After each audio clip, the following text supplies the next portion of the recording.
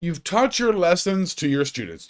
You've engaged them in instructional activities and you provided instructional supports and all of that. But now the question remains, have they actually learned anything?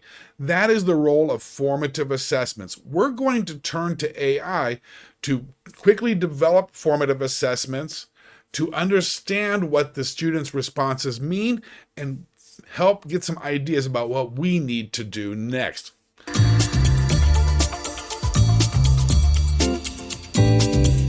Here is our first prompt. And you'll notice that right away it gives a little bit of context. We've got who the students are, in this case is third grade, what's the subject, here it's math, and we are asking the AI to take on the role of a formative assessment assistant. Then, very importantly, we have to include the specific learning objective or the content standard. Because if we can't develop the formative assessments aligned to the learning targets, then they're not going to provide us with any useful information. So all of that goes up there at the beginning of the prompt. That part is what you modify, and the rest of it you can pretty much keep exactly as it is. So what are we asking for here? We're asking for 3 quick checks plus an exit ticket and some clues about what I, the teacher, need to look for when the students do the formative assessment and submit their responses. It should be short and usable. So we take that prompt and let's turn it over to AI and see what we get. All right, so turning over to ChatGPT here, I've got the prompt in place. And what do I have now? 3 quick checks. 1, 2, 3 right there. And there should be, yes, an exit ticket right here. And as I asked, what are some things that I, the teacher, should look for when I am reviewing the students' responses? So that really took about 20 seconds. So quick and easy, but it's going to provide some useful information about whether or not students are making progress in learning from the instruction. Okay, so that is number 1. Let's go to the next step now. And the next step is simply this. This gave us a few quick ideas for formative assessments. We know we're going to have to come back to it again. We're going to do some reteaching. So what else could we do for those quick assessment checks? Or we just need some new ideas, right?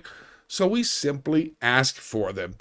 Provide a variety of quick formative assessments, and we've got the third grade students, and we still have the learning focus in there. In this case, it's the same one. So we take this, we turn it over to ChatGPT or to your AI tool, and what we have now is a very nice variety of a bunch of different formative checks. As the teacher, you're going to use your judgment, your expertise about the students, and determine which ones of these are going to be most appropriate for your students and provide you the kind of information that you need. You'll see we've got some drawing, we've got some matching, we've got some filling in, we've got repeated addition, error analysis, and so forth. So it is a really nice variety of options of those quick and simple assessments to determine student learning. And it's going to go on through, and then in this case, probably because I already asked it, some things that I, the teacher, should look for when I am looking at the responses, plus some common misconceptions. So that is very useful to gauge whether or not your instruction is actually resulting in the learning outcomes that you expect. So that's number 2. Let's now, however, go to the second part of the process. This is developing formative assessments of learning, some things to look for, but then you get some results. What do you do with the results that you need? What information can you get to help determine what you do next? So that takes us to prompt 3. And I'm going to show you this in 2 ways. I'll show you the template first, and then we'll actually put it into practice. So here's what we've got. We've got our instructional analysis assistant, and we're actually going to provide the student responses. Now, if the students do 2 or 3 different assessments, maybe at this case you just do one. Or if you have a lot of kids, maybe just do one of them, or put them all in and see what you get. Then, so we've got that. We include the responses. We also again include the learning target because the responses are going to be measured against or analyzed against what the students are expected to learn and demonstrate. So we've got our learning target in there. And then we want the AI to do 2 or 3 main things for us. First, broad patterns of mastery. Basically, what are they getting? What are they doing well? What has been working with the instruction? But on the flip side of that, what are some of those common errors that we see? Are there some lingering misconceptions that we need to address in our upcoming instructions? So, common errors grouped by types. And then finally, having done that, what should I do as the teacher?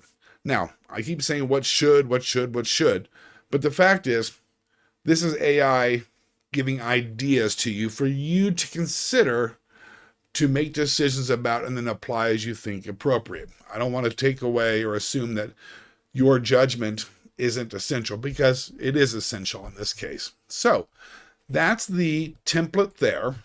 And what I monkeyed it a bit with it just to make it sound a little more normal language. So we've got instructional analysis assistant. We've got review these attached student responses. We've got our learning target in there. And then we're asking for patterns of mastery, common errors, and next step actions. When I turned that over to AI, I get some really useful information about student learning and some good suggestions about what to do next. So you see, in this case, I just have a document with all the responses. I uploaded it, which is why it says review these attached student responses. Okay, so the prompt's in there, the sample responses are in there, and then what do I have? Broad patterns of mastery. So here are some students with secure understanding. They got it, basically, and it's a bunch of them, happily.